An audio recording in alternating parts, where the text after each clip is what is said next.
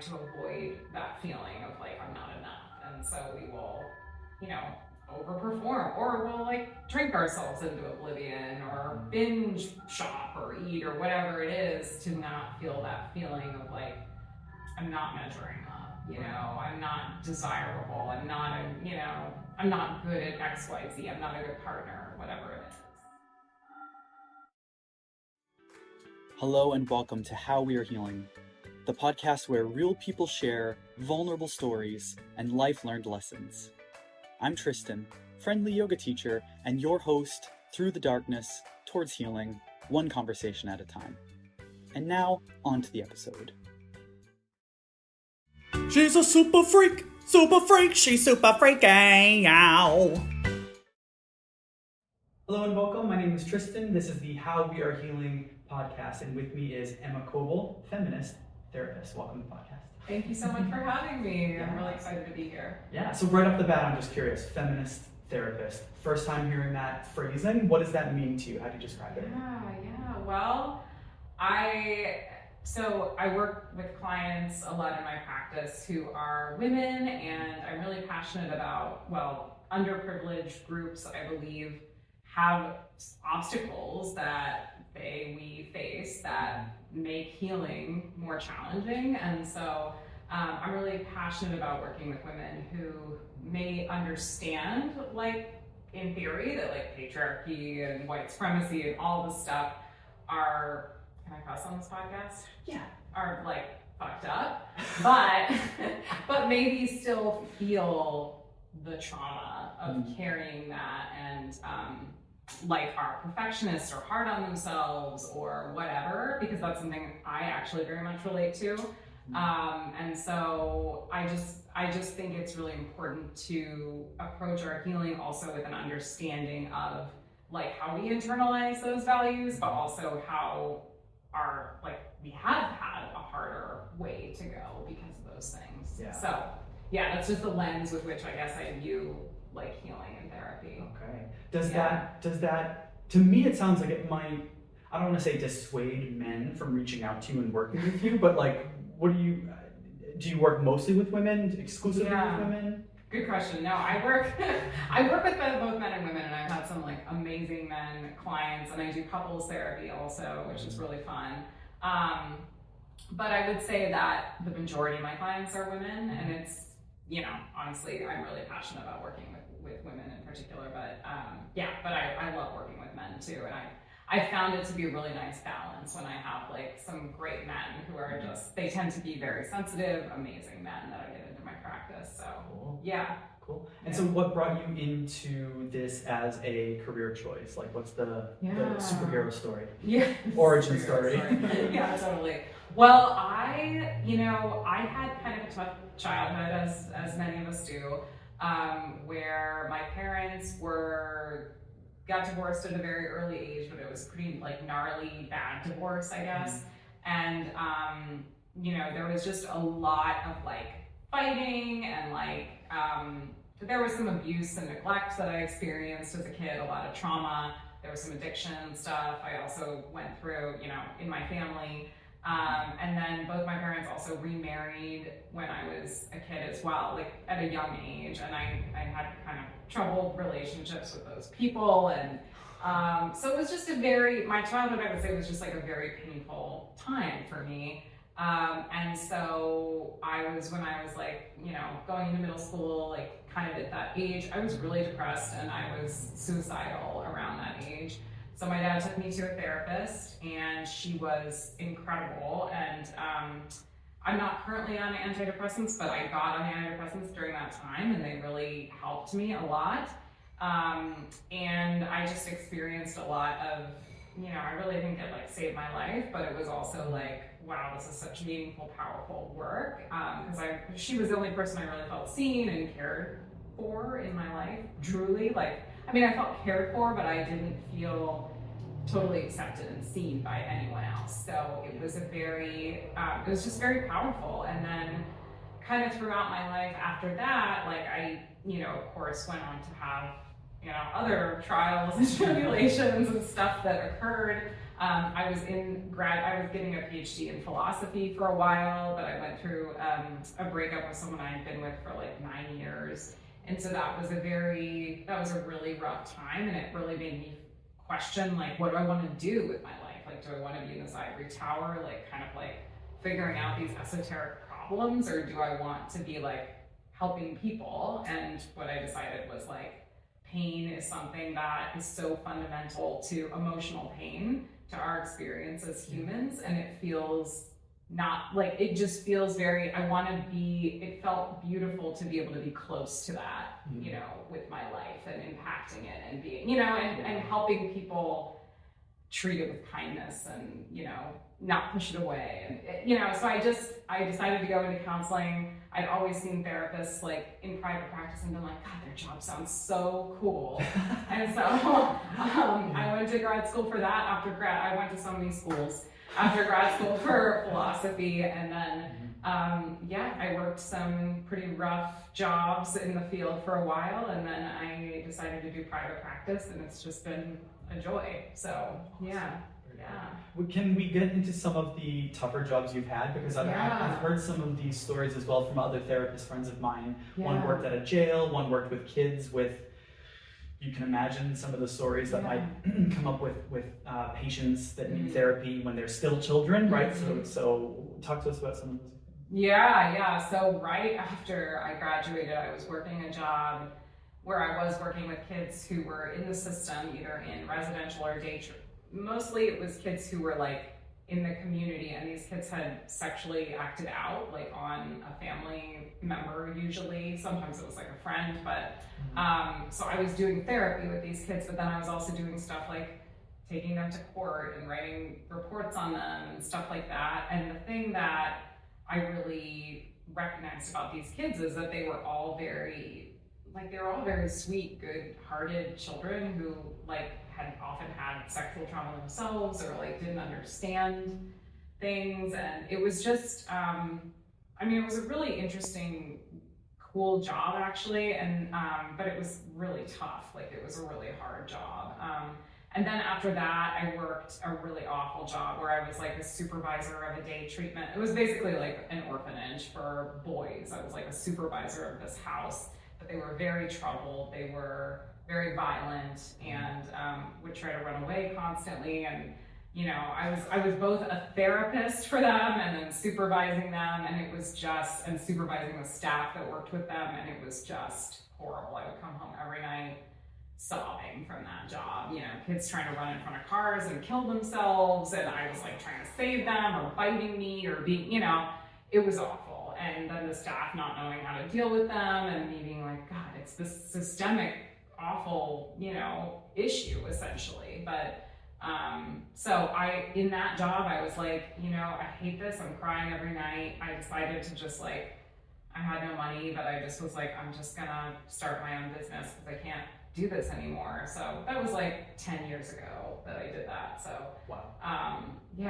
So I'm really glad that I got out of that. But I worked in an eating disorder facility for a while too. That was hard also. Like, that was you know, there was a woman while I was there who jumped off the roof and committed suicide. So yeah, some really tough jobs, you know, in the mental health field, as you're kind of like moving up into being able to exit those jobs. So yeah. There seems to be a tendency to front load the harder jobs with people who are right out of schooling. Yes. What's up with that? I know.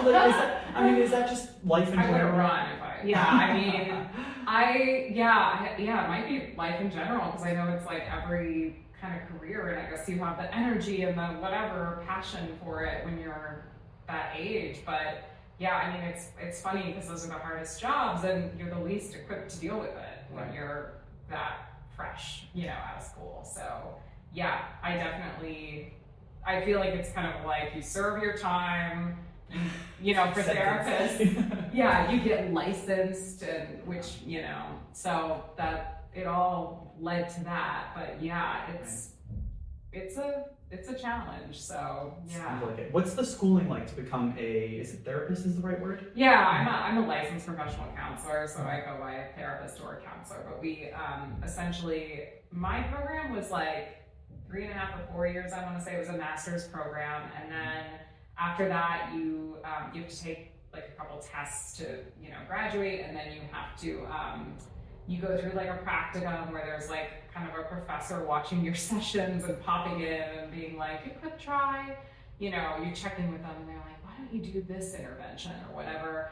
And then after that, you work in the field, and you have to have 2,000 hours of supervised client care, essentially. So a supervisor like signs off and is like, whatever, tells people you're, meeting your requirements, and She did it. She did the thing. Yeah. The hours. Mm-hmm. Yeah. So cool. I got licensed, and cool. Yeah. And I know a little bit about how recently you were helping other therapists find their own. Is it private practice? I was helping them kind of like start and build private practices, which I kind of decided to move back toward my own private practice and focus not on that anymore right now, or less on it, just because I really enjoy my work in private practice, and I didn't like all the like social media and like marketing and stuff that's required for a coaching business. So I've gotten a lot of feedback on the podcast, like, oh, you could do this with social media, you could do that for marketing, and this, that, and the other, and I'm like, as soon as it turns into that, this project dies. Yeah. It's like all of the joy will just be sucked out of me. Yes. Because I have been, I don't know if you know this about my history, I just didn't use social media for about 10 years. Oh my gosh. I was on it, but not really using it. And then I just had a few like different interactions with people here, and I'm like, oh, maybe I should just try going back into social media and dip my toe in. And I did, and it was like, ew, ick. Like, it's even worse and getting worse. It's getting worse, and now it's owned by all the disgusting, there's no fact checking. I mean, it's just, everyone's following Trump. It's like, what the hell is going on? I don't even understand. Yeah, it's terrifying. Actually, it's funny you mentioned that. Like, TikTok was shut down and then brought back up again. And then my thing is YouTube. Like, I love YouTube because to me it isn't a social media platform. And I have my algorithm really curated so that I get things like, I've been watching a lot of videos on NLP, neuro-linguistic programming.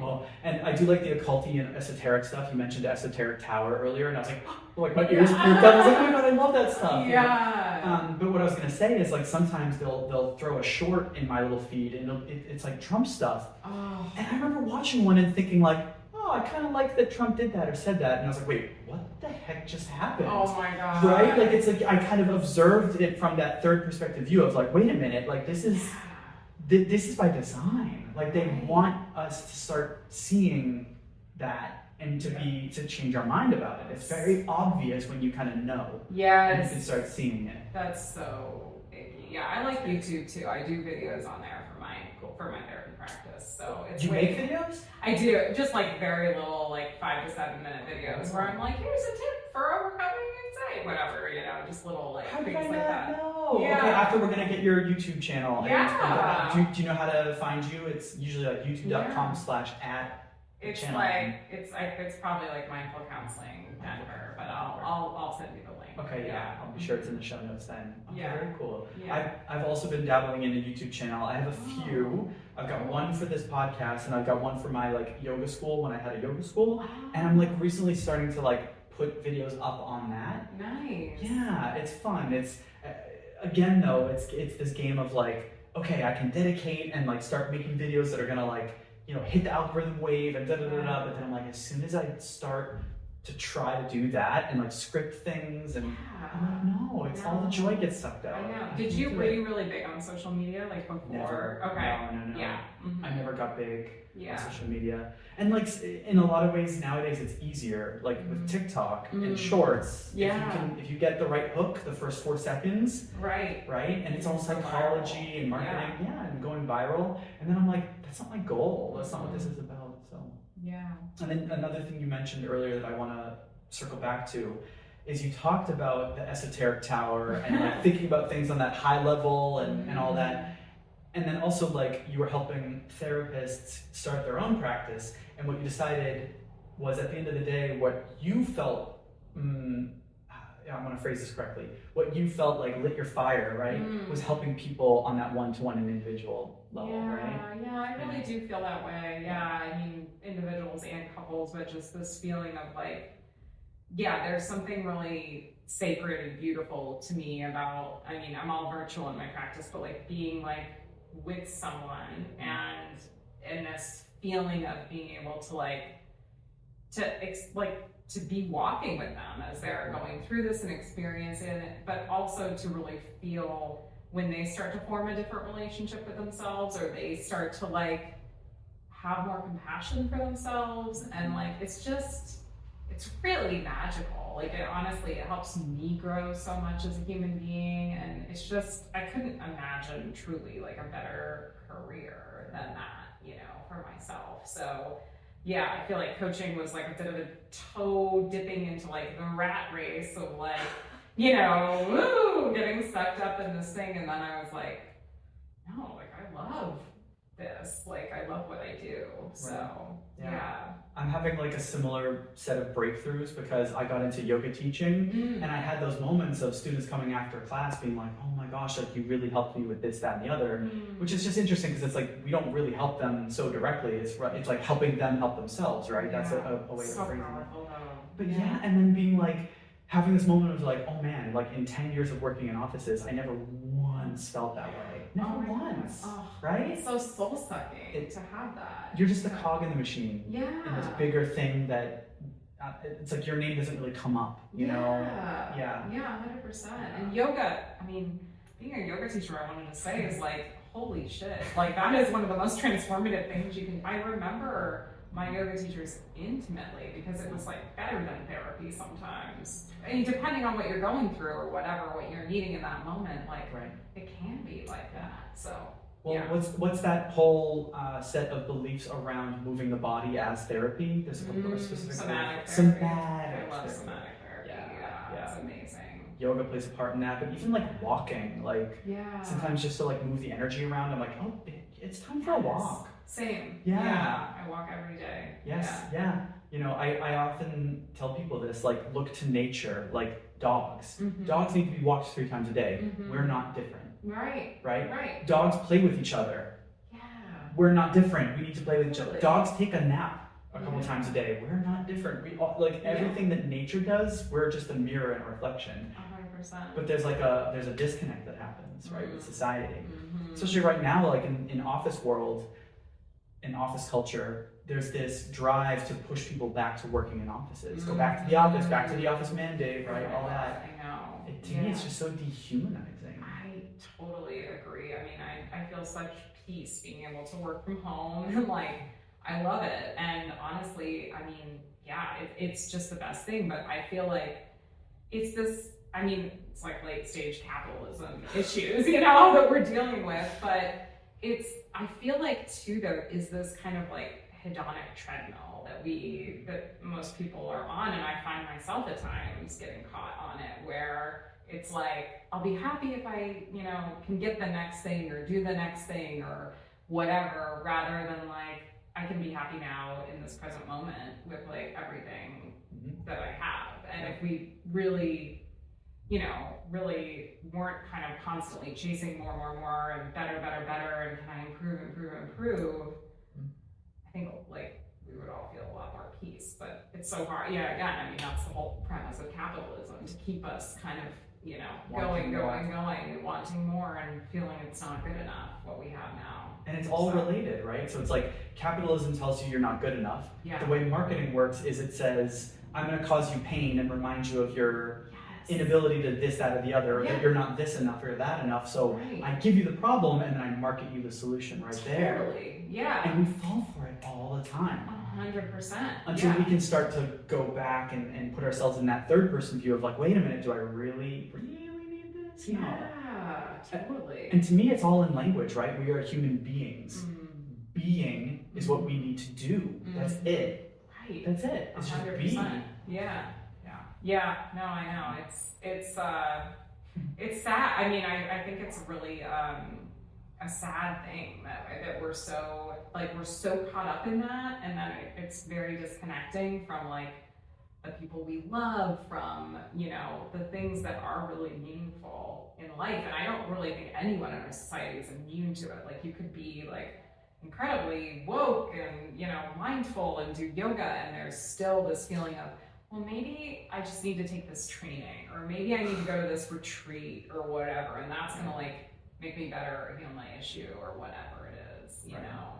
So that's perfectionism, that's late stage capitalism, it's all kind of related. Yeah. I hear that. Yeah. And so back on the training side of things, like is there like one kind of frame or modality that you tend to prescribe to for your clients, or is it really very, very case by case? Oh my God, yeah. I mean, this is my favorite thing to like nerd out on. Yes. But so I do a lot of EMDR, which is a somatic therapy, if you are familiar with it. And it involves essentially like bilateral movement, bilateral stimulation that you're engaging in. So sometimes it's like your eyes are moving back and forth, or you have buzzers buzzing in each hand, and you're bringing up like a traumatic picture or memory along with a negative belief, and you're like feeling that in your body, and you're kind of exposing yourself to it in this safe place. And then you come out of that and you check in, and so you're sort of like titrating between like, checking in and more comfort with going back in. And what this does is like, it allows you to like heal that memory, and for your brain to store it as a long-term memory.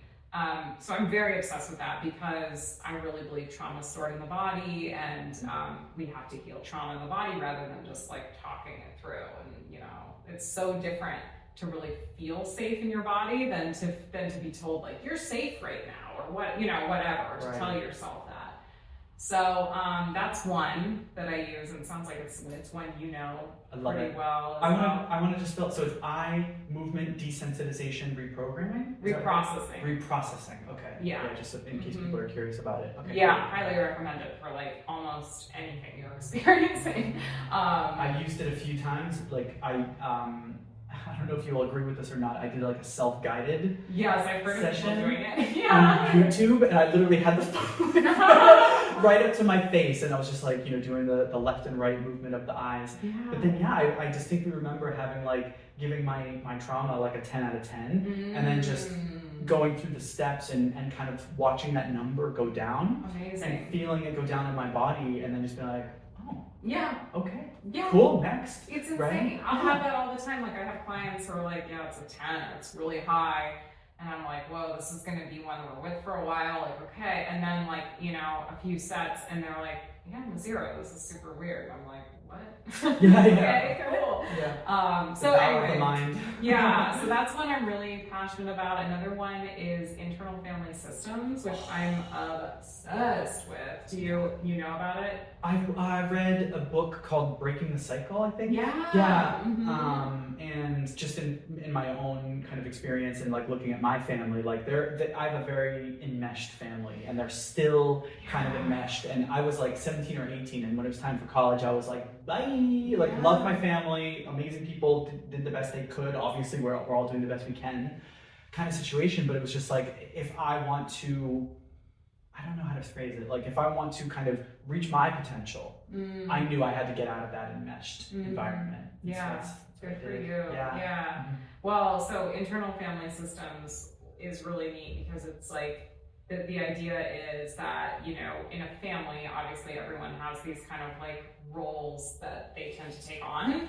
But the idea is that we actually also have these parts within ourselves. Like, we have these families of parts inside of us. And so we have the part of us that's maybe like a protector who's criticizing us, and, maybe like a parent or something, and trying to be like, you gotta lose that weight, or you gotta whatever.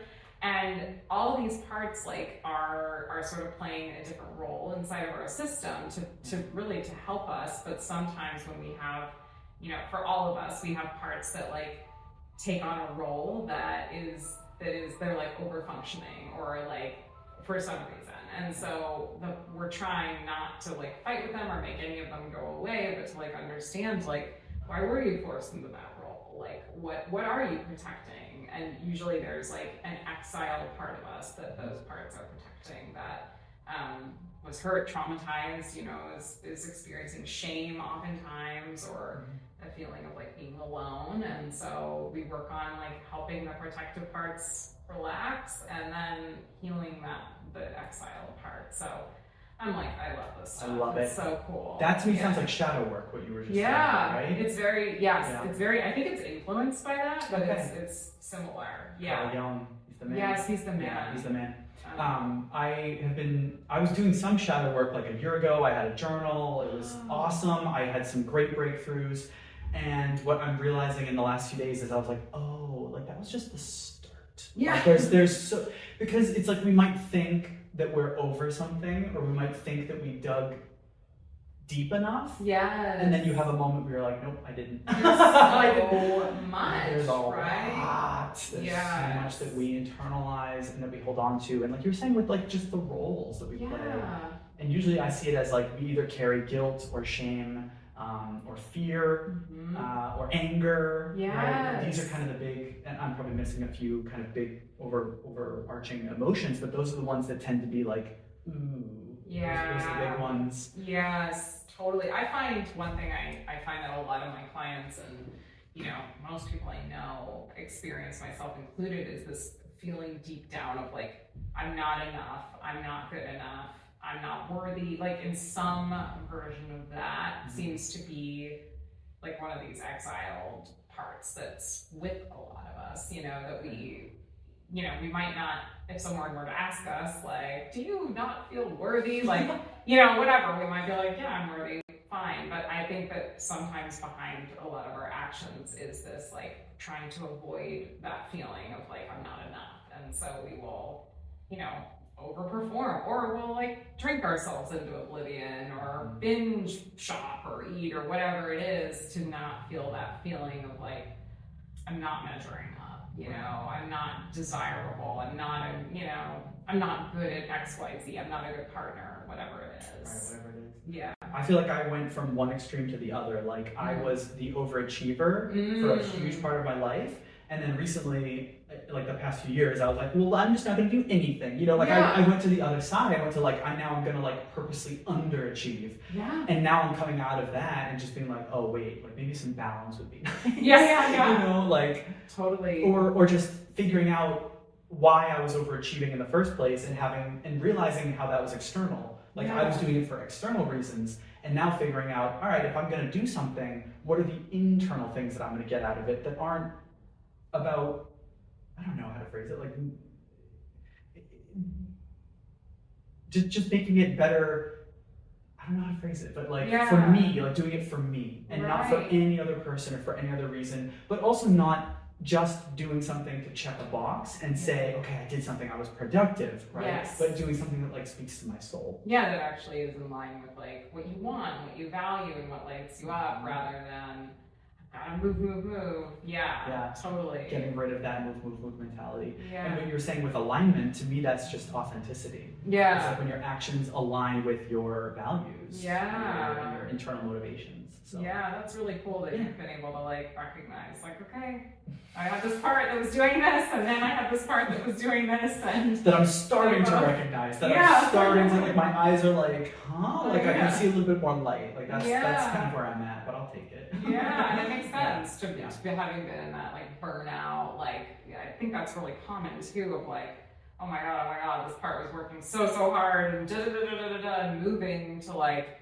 oh my god, it's so exhausted, and then this other part kind of kicks in and sort of like takes you out of it, kind of, and like, Well, it's about balance, right? Yeah. Like the body as just a physical being always goes for homeostasis, and I think the mind is the same way. So that if you do have a perfectionist attitude, it's like you're going to stretch that to the extreme until burnout becomes a thing, and then you're going to be the couch potato. Like that's just it has to balance. Totally. It has to.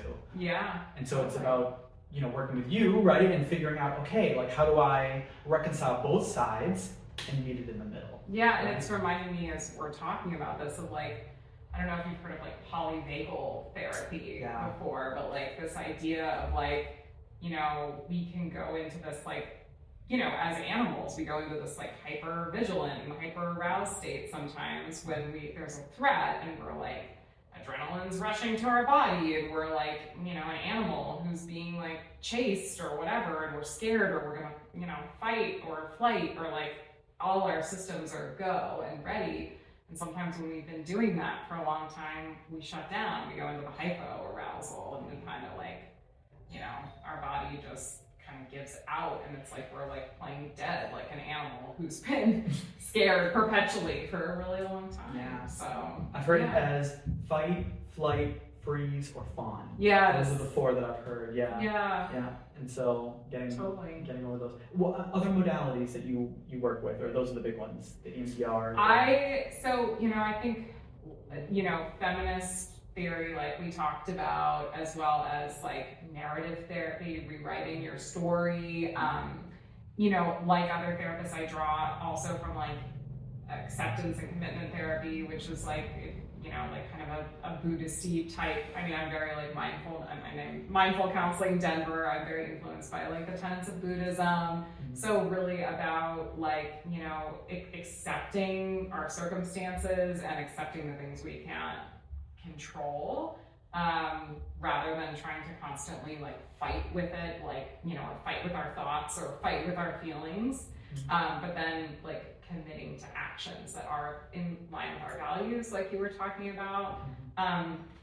With working with couples, I do something called emotionally focused therapy, which it's kind of it's maybe esoteric if you haven't worked with couples before, but it's really about understanding like the dance that we tend to get in relationships that can lead to like, and really recognizing that it's the negative dance itself, not one person doing something wrong or blaming someone. So it's often this dance of like someone's wanting more, you know, closeness and connection, and they might tend to be a little more anxious, or, you know, and then there's another person who tends to be like, feel more like criticized or not good enough or pull away. And so helping understand like that dynamic and that dance, and helping people be able to like care for each other, because I don't think we also heal in isolation. I think it's also about like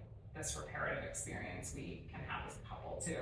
So so those are some of the other ones I use. I love like theory, like I mean studying philosophy, this is like I love talking about this stuff. Nice, so, very cool. Yeah, I've done a lot of reading on like anxious attachment, avoidant, and then the ones that are like the complex, the anxious. Oh, I think I might have that one. I think I might be one of those, because it's like I look back at my past experiences and I was like, oh, oops, I've definitely like teetered or changed or done both. Yeah, and everyone does both too, is the thing. Like, so you're totally not alone in it, and it's not that you are like, you know, it's not that you're like some maladaptive freak that whatever. It's like those different dynamics bring out different things. And I'm a freak, just not maladaptive. Yeah.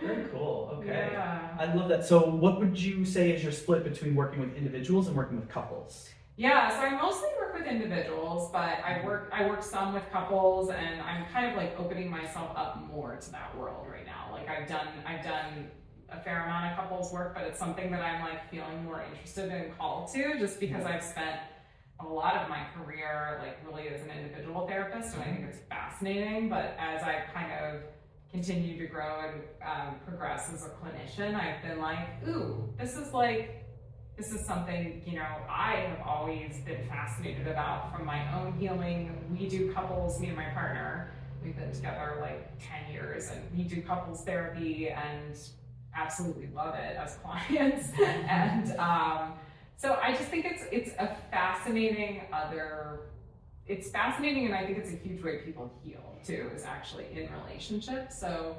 so that's kind of where I am with it. Okay. And so maybe this is too much, but like for your individual clients, do they tend to be single and not in partnerships, and that's why they're not seeking couples therapy? Or they come to you and they're like, no, my relationship's fine, I want to focus on me. Like what? Some of them are single, some are in relationships that are fine, but some are maybe in relationships that are not fine, and maybe their partner is on board with couples therapy or whatever. So Yeah, I mean, it's kind of a mix, I would say, but yeah, I do just think it's a super interesting dynamic, and I also think relationships are just inherently so hard, and especially in our society, like we've been talking about, where there's so much pressure on our partners to be like everything to us, you know?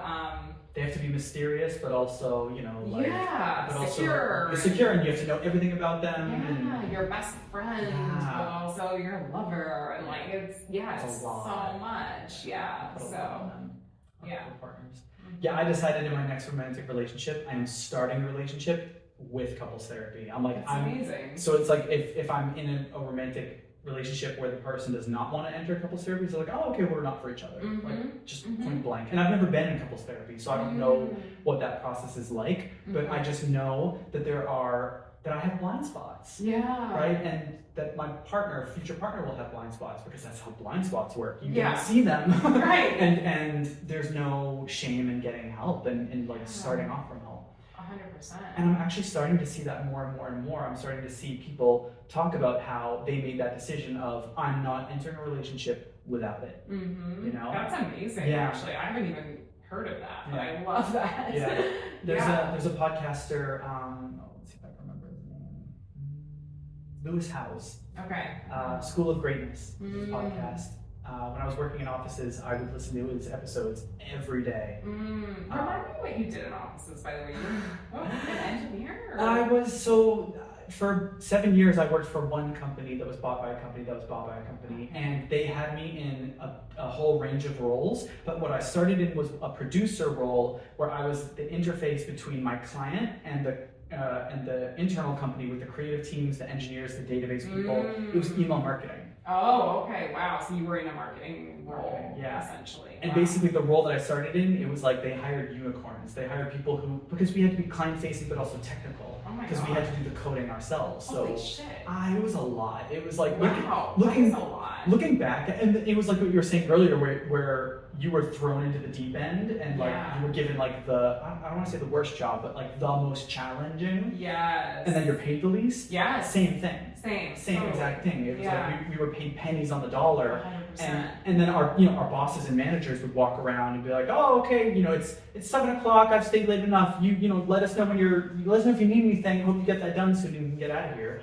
And God. I remember like looking at coworkers as our managers, like day after day after day, would be like, oh man, I hope you can get out of here soon. And I'm like, yeah, we do too. Yeah. Maybe hire more people. Totally. Like it's not a crazy concept. No, it's not. There, but yeah, I bet you were really good at that, by the way, though. I was okay. It was fun. Yeah, I really enjoyed it. Like we were talking about like overachieving. Yeah. I think that was like the main hiring criteria. It's like, are you a perfectionist overachiever? Great, you got the job. We're so good at jobs as perfectionist overachievers, Yeah, totally. Yeah. So anyone who kind of fit that bill would be good at that job. Yeah. That's what it required. But you'd be good at client facing too. I could see you being like, you're like charming and you're like personable. So like that's the mask. Yeah, it's the mask. That's what I'm noticing now that I didn't realize until recently. Is I was like, oh, that's all been a mask that I've had to like.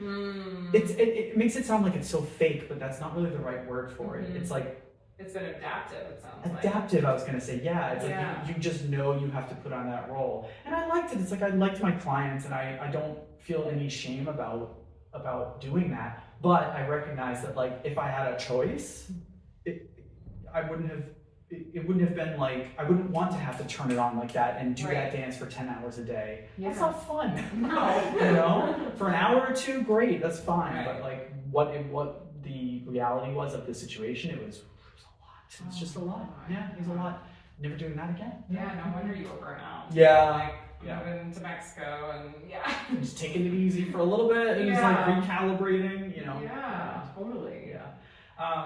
On to like daily habits or even weekly or things that are like less common. What does your like wellness routine look like? Yeah, okay. I was thinking about this because I'm like, how do I answer this? Well, because it changes, right? Like for me to answer it, it's like, it depends on the year. Like, cause it really just changes so much. Yeah, okay. So I will say, I am very like I'm a big with like I exercise every single day, whether that is going to the gym and lifting weights or yoga sculpt here or whatever. I used to be with YouTube. I used to be a runner, but I don't really do that here because it's like, I don't know, it's just not even worth it. What 100% humidity is a little rough for the running. Yeah, exactly. The cobblestone streets and whatever. But and then I walk on top of that. Like I make sure to like walk and get outside, and I also eat pretty healthfully. Like I'm vegan, and so yeah, just try to eat like pretty close to like whole foods, you know, as I can. Lots of fiber, and yeah. And then as far as like, okay, my other practices. So I feel like this, honestly, wellness it's a fraught topic for me because in some ways, like I feel like we've been talking about this perfectionism, right? And I feel like I have a tendency with wellness, and I think a lot of people maybe do, to become obsessive about it and to be perfectionist about how well I'm like taking care of myself. So I do have those things feel supportive and great, and I don't feel obsessive about them. Like those feel really good. However, I've also had things I feel like I've done in the past that have kind of ventured into that where Too far, right? Yeah, too far. So the good things are like those. I do like, you know, therapy, you know, probably like monthly or so at this point. I do, you know, spending time with friends and reading, and I do meditate some of the time in the mornings when I wake up. But you're checking a lot of boxes. I have to say, it sounds great, and it sounds like you took it to a place. I don't want to put words in your mouth, but it sounds like you took it to a place where it was teetering on too far, and then dialed it back. You're like, and let's not do that. Yeah, and so I feel like, okay, so what I'll say about this. So I suffered with like, one thing, I suffered with really bad insomnia for a really long time, and one of the things that fueled the insomnia was me trying to be meticulous about my sleep routine and sleep schedule, and I really obsessed about sleep, partially because of the wellness world that was like, gotta make sure you get whatever hours of sleep, and you can't eat this before bed, and you gotta do da-da-da-da-da, and like what I came to recognize through learning more about this from a really amazing coach and sleep doctor is like sleep is not something you can control. And I think it's interesting with the wellness world because I feel like there's a lot you can do, and it's great to do to help yourself. And there are parts of our biology and functioning and just our lives that are like not in our control at all. And sleep is, in my mind, like one of those things that we are not in control of, like when our bodies go to sleep, like how long they sleep, like all of that stuff.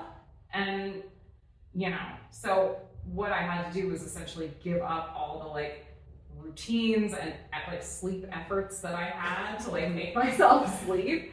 And it helped a ton. And honestly, I still sometimes struggle with, like, it's something that still comes up for me where I'm like, okay, I need to like, you know, I'm tired now, so I better get the window and like go to bed right now, or I'll like miss it. And like, you know, because there is like a 2-hour, like that's what I find. I'll be tired. I could go to sleep at 10:30, and if I miss that, it's like it won't come up again until like 12:30, 1, 2. Yeah, it's okay. It's like, it's okay. But I think that you know, that's that. But I think that what happens often in that case is that when we miss the window, we know it, and then we're like, and then we set ourselves up for like feeling that way, and we get, you know, hyper vigilant, and then we can't sleep. And it's not because we missed the window, it's like because our mind, I mean, this is just how I sort of see it now, but you know, so anyway, I guess like my relationship with that is I feel like I like to do things that feel good for me, and I feel like I have to like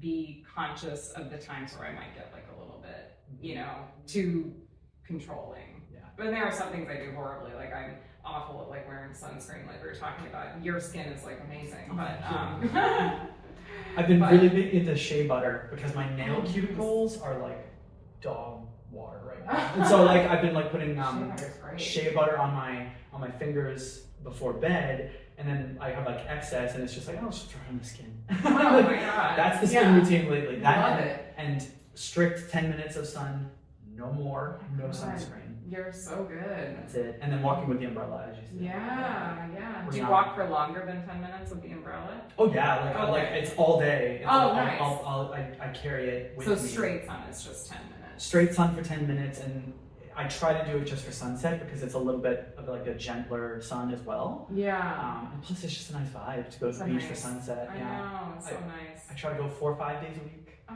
that's something like great. that. Wow. Yeah, I mean, the beach is another one of my self-care wellness routines. Just nature, because nature teaches you how to be, and it teaches you about how time passes. Yeah. You know, like a tree will be there for, it'll take 10 years before it grows up, and then it could be there for hundreds of years, and it's like, oh yeah, that's how time actually works. Not the way we perceive it, but the way nature perceives it. 100%. Right? Yeah, I love being in nature is the best. But I wanted to ask you, so you were laughing at yourself about some of your sleep routines from before. Oh my God. Would you mind sharing some of those? Would Yeah, you mind? I'm so curious. Yeah, I mean, oh my God. All right, so some of them, so I had about 1.5 years or 2 years where I could not fall asleep in a bed because I could only sleep on the couch because I had associated the bed with so much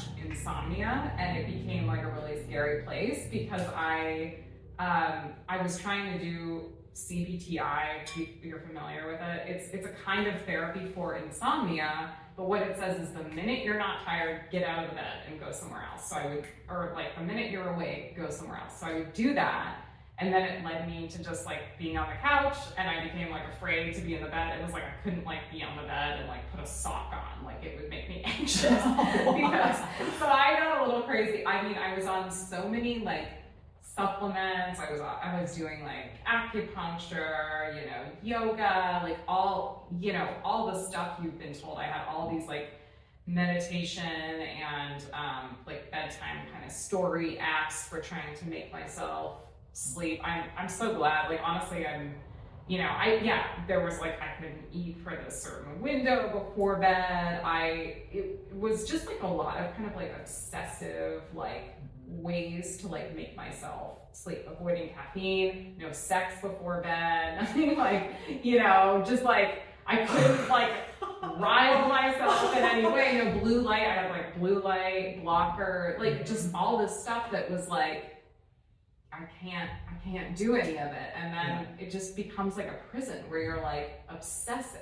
And if your whole day revolves around that moment of getting to sleep, it's like okay, right? Yes. It's like, yeah, totally. Okay. So I mean, I think of insomnia more.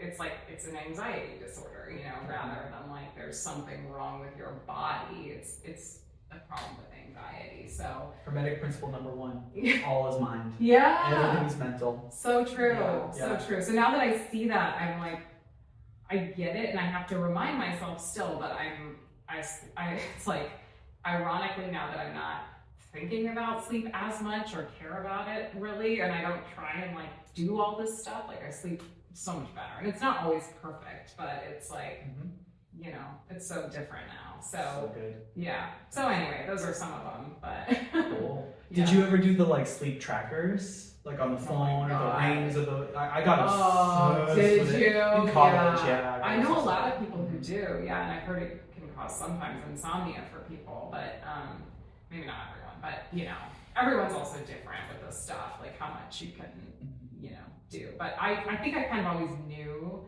like that is not, oh my God, I think one thing I was doing for a while when I went off birth control is I was wearing this weird band on my arm that I was trying to like track my like ovulation so I could like have sex without birth control, which was so stressful for a little while in my life. It's not that way anymore, but I would have to wear that at bedtime, and that was another big like sleep trigger for me. Like, if I'm not sleeping, is it gonna like throw off the reading, and then it was just like, it felt like so much pressure, So anyway, I think I always knew that like the ring or the whatever was gonna be like too much. You can't handle this. Yeah.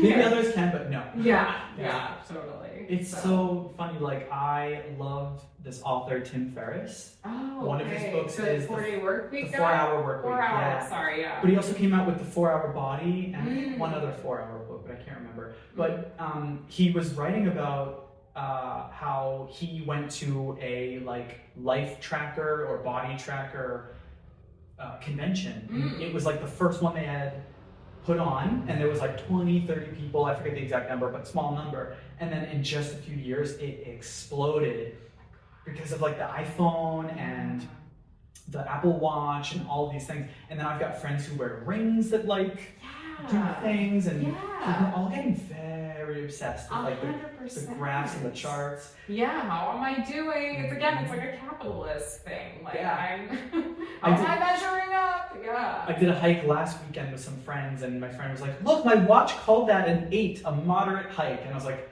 "Okay." I didn't know how to respond. I was just like, "Okay." Yeah. Yes. Yeah, totally. Yeah. Oh my god, I know. It's so creepy. Yeah. I was like, I don't care what your watch says. I'm like, how do you feel about the hike? Like, did you think how does it was your body feel? Yeah. Oh no, I know how her body felt. Oh man. Shin splints and it was a hard hike. What hike was it? Monkey Mountain. Oh yeah, I like that one. Yeah. I love that one. That's like the 5th time I've done that one. Oh so wow, I've good. only done it once. Let's but... go. Yeah, The views are awesome. It was a day similar to this though. Like there was even fewer clouds. So it was hot. Oh yeah. Hot It's day. actually getting kind of hot. Yeah. I'm dying. Yeah. Already. I'm dying. But like we got really lucky with this. Someone told me it was La Nina. Oh, was so, it? Okay. Maybe. So and like that's why it was just like for me. It was cooler. For a long time, and I really, really enjoyed that. And now that it's getting hotter, I'm like, oh boy. Yeah, here it comes. Yeah, here it comes. I had the aircon a few days ago. So Nice, yeah. That's why we have it. Yeah. Cool. Okay, so wellness stuff. Anything that you do like every 3 months that you're like, oh, I want to, re-up on that habit. Interesting. 3-month habits. I would say maybe taking like a little trip somewhere, like with my partner or with friends or whatever, but like kind of getting out and like going and like, I don't know, exploring. I love to travel. And so, just like being out of the element of, even though we live in this like amazingly beautiful place, just like being in a different environment just feels really good. New place, new people. It's really good for the brain. Yeah. Really, really good for the brain. Even just like walking different streets, taking a different route. Super, super good for the brain. Yeah. Okay, cool. You talked about veganism earlier. What brought you to that decision? Yeah, so I was vegetarian most of my life. I actually decided when I was like 3 to be a vegetarian, even though my parents weren't. I know, I'm sure. What? It was That's awesome. Yeah, it was cool. My dad, my dad's just like a really cool guy, but I at one point asked what chicken nuggets were made of when I was like 3. My dad told me like, actually they're made of like chickens, like people slaughter chickens, and like he was honest with me, which I'm happy about. And I was like, well, I don't want to eat that. Like that's awful. And he was like, well, some people don't. Like they're called vegetarians. And I was like, that's what I want to do. And so, I think that for a few years I was kind of like iffy, where I wouldn't always understand if something was what it was, or I was kind of whatever. But So you weren't strict vegan at 3? No. Yeah.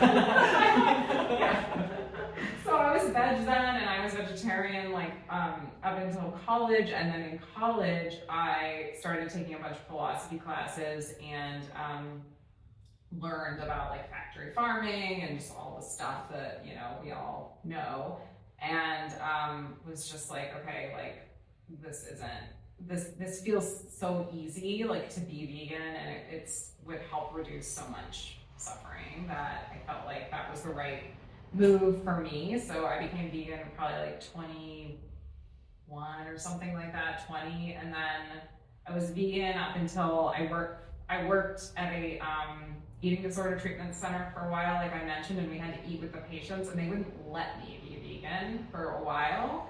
So it was so obnoxious. So I was just vegetarian when I was there. They wouldn't let me be I vegan. know, because they said it was like unhealthy, whatever. So I wasn't vegan for a little bit, and then I went back, and then I stopped that job. Later, met my current partner, who has also been vegan like forever, and so we rejoined. So yeah, I've been vegan for I guess 17 years with like maybe like a year gap in there or whatever. But yeah. You saved a lot of bees, a lot of cows, a lot of chickens. Yeah, so yeah, it's just kind of our lifestyle at this point. But I don't feel, I don't judge anyone who, I feel like food choices are so personal, and we all do the things that, I used to do. Yeah. I used to teach a vegan workshop at a yoga retreat center here in Vallarta, and that was essentially my message was, hey, here are the benefits of veganism, here's what it's all about.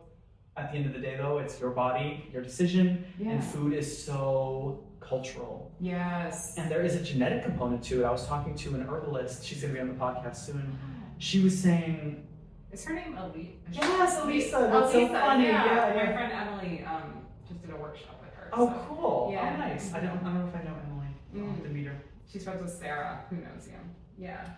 The yoga teacher? Yoga. Yeah, okay, cool. Yeah, she also wants to be on the podcast. Yeah. I'm just going through all the health and wellness people in Vallarta at this point. I love it. Yeah. But yeah, basically her point was, there is a genetic component to your diet. And so like if you're not grown up on vegan and vegetarian, it's harder for your body to transition into it in adulthood. It's like not impossible, but really, really, really, really, really difficult, right? Interesting.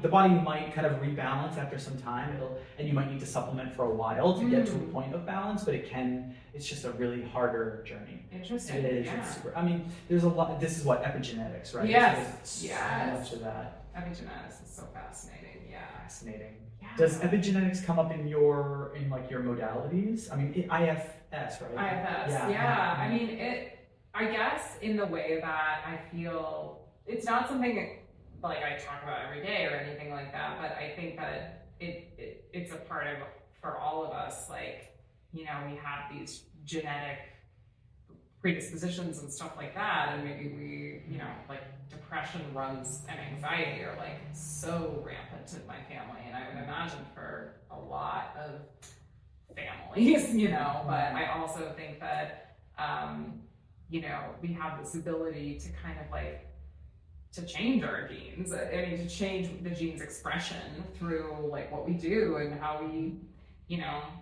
live in the world and the habits we have, but also things like rewiring our neurons and stuff like that. So I do talk about that, I guess, that like our brain is so soft, you could cut it with a butter knife. So like we're able to change the neural pathways in our brains. And so yeah, I think it's that way with our bodies too. Like we're able to have some influence, and not everything's in our control. Like we're talking about, it's like that balance between like we can do some stuff and that's great. We should do that stuff, and we can't do everything. Exactly. Yeah. Yeah. Well, the concept of personal choice, free will, it's so important. Like if someone at the end of the day doesn't want to do it, it's like, okay, that's it. Yeah. Yep. Yeah. Totally. Yeah. And then so have you said that you're doing mostly remote now. Yes. Were you working with patients in person before, like outside of your earlier experiences, but like the one-on-one patients? Yeah, I was in Denver. I had like an office in Denver, so I saw clients in the office, and then COVID hit, and went remote and gave up my office, and then realized I really like being remote, and clients like it, and it's just allows me a lot of freedom, and like if someone cancels or whatever, like I have that hour to like go for a walk or do something, whereas before it'd be like, okay, I'm in the office now, like what do I do? So yeah, I feel very blessed to get to do it, to do that. And I know a lot of people are now like wanting in person and stuff like that, but I still feel like a lot of people like it. So yeah. Okay, very cool. Yeah. Well, I was going to ask if you thought there was any difference in terms of outcomes, right, with your patients that were working with you, where you did go to that office and you got to see them, versus the ones that are more remote. But I mean, it says you said if your clients are enjoying it, like if Yeah. you're enjoying the fact that it's remote. Yeah, no, I mean, it's been studied and it's been shown that like remote is just as effective as in person, which is great. And I think it's different for every person. Like, I think there are some people who they might, you know, in person is like super important to them. And I understand that because there's a huge, you know, it's different in person.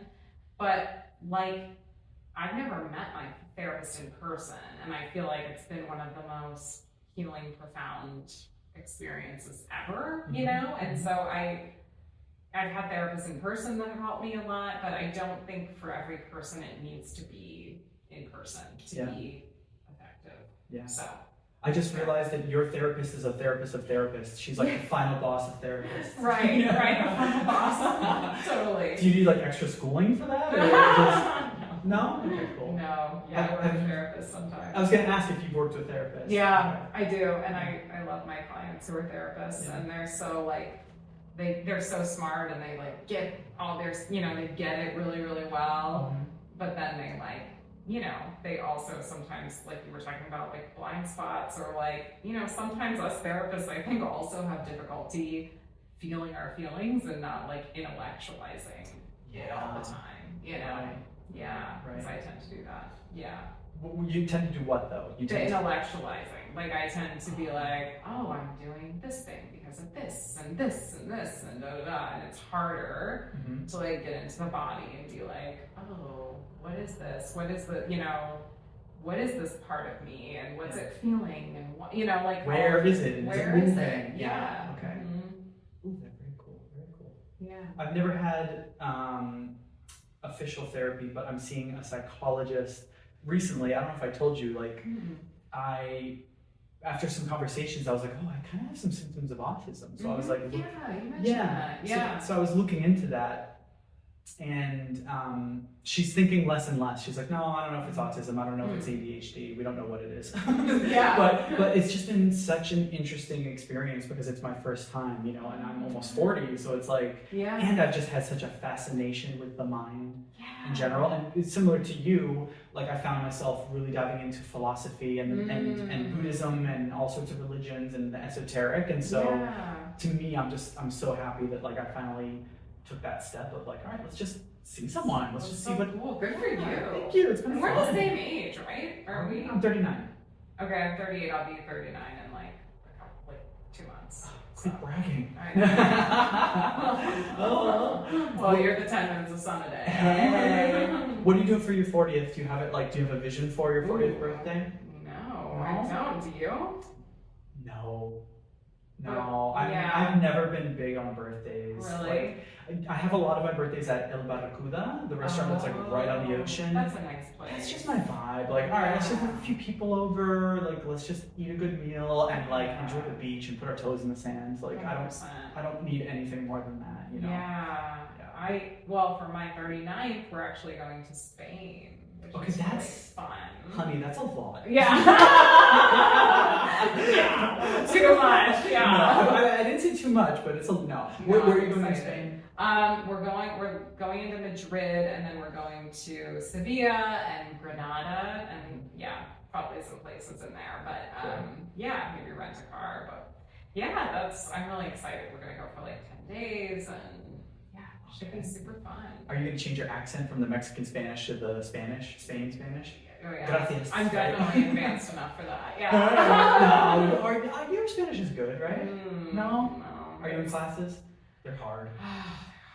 I mean, I go through periods of hitting it, and then I go through periods of being like, of quitting it. And then quitting. Yeah, exactly. You're like fluent though, right? Ish. My thing is like, I get by. I actually recently had an experience at a chicken place where I did not understand what the person behind the counter was saying to me, and I was just like, what? Like she was out of something, and somebody else next to me had to say in perfect English, she was like, she's out of rice. And I was like, I was like so embarrassed, but I was like, whatever. It's fine. So it's like every once in a while, like with that combination of a local who's got like a Yeah. really thick accent and speaks really fast. I know. And then sometimes you have people who will answer you in 3 words, and sometimes you'll have someone answer in the same phrase, but they'll use that like very Spanish way of like, let me use 40 words to say a quick sentence, right? Yes.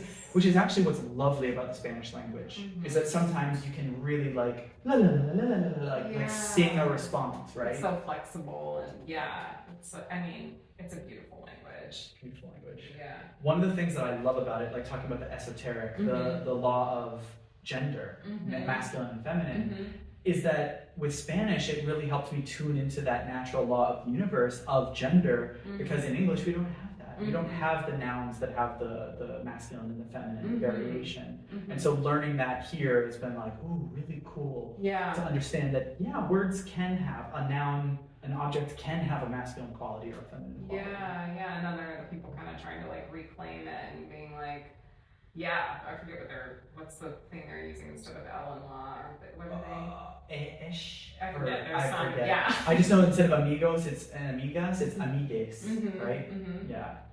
Yeah. Which I'm kind of like, language is fluid, and language is also very powerful. Yeah, it is. Words are spells. It totally is. Right? Yeah. And it's energy, and we are the level of consciousness we are because we are the only animal that can kind of speak and communicate in such a complex way. Like, yes, you could argue, dogs and cats communicate in whales and all that, but like not to this extent.